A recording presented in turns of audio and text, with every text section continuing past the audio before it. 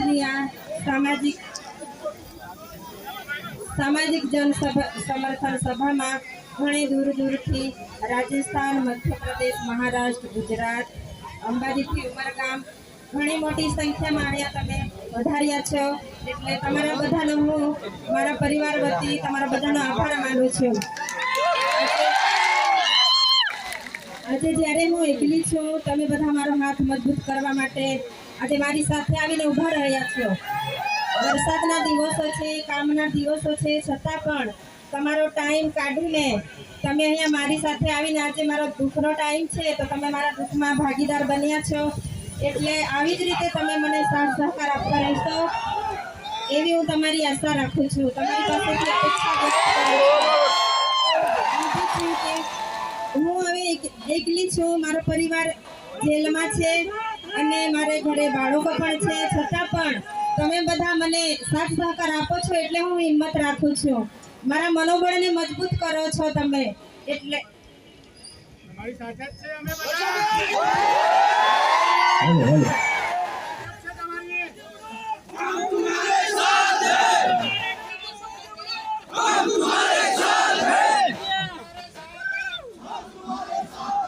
તમારો મને સાથ સહકાર આવી જ રીતે મળતો રહે એવી હું આશા વ્યક્ત કરું છું। અને બીજું, હવે જે 18 દિવસનું બાળક હતું, આપણે બધા જાણીએ છીએ 10 દિવસ જેલ ભોગવીને આવ્યું છે, પણ તમે બધા અહીંયા એકતા બતાવી અને હાલ જાણવા મળ્યું કે જામીન મળ્યા છે, તો આવી જ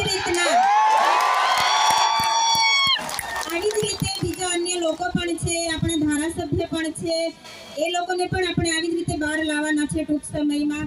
એટલે જ્યાં સુધી ન્યાય ના મળે ત્યાં સુધી આપણે આપણી લડત ચાલુ રાખવાની છે। ન્યાયની લડતમાં મારી સાથે રહેશો અને મારા પરિવારને સાથ સહકાર આપશો એવી હું આશા રાખું છું।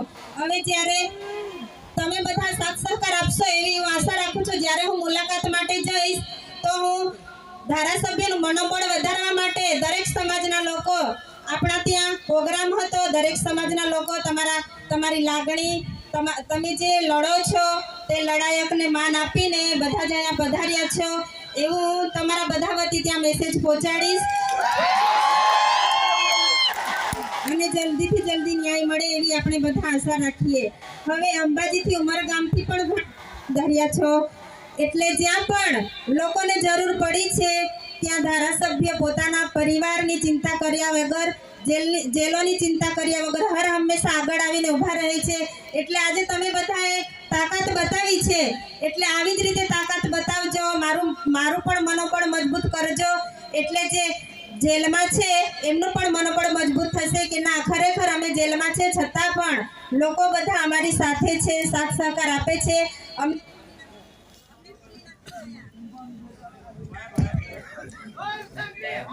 અમને ભૂલી નથી ગયા એવું જોઈએ।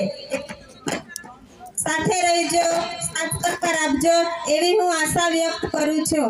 હવે એક વાર નથી, બે વાર નથી, આપણી સાથે આ ત્રીજી વખત તમે પણ હર હંમેશા સાથ સહકાર આપો છો। જ્યારે પણ હું આમંત્રિત કરું છું કે હું એકલી છું, તમે બધા સાથ સહકાર આપજો, તો તમે બધા ઘણે દૂર દૂરથી અહીંયા પધારો છો, એટલે તમારો બધાનો હું આભાર વ્યક્ત કરું છું। અને દરેક સંગઠનના અગ્રણીઓ, વડીલો, ધારાસભ્ય અહીંયા જે પધાર્યા કાઢીને, એટલે તમારો બધાનો હું ખૂબ આભાર માનું છું।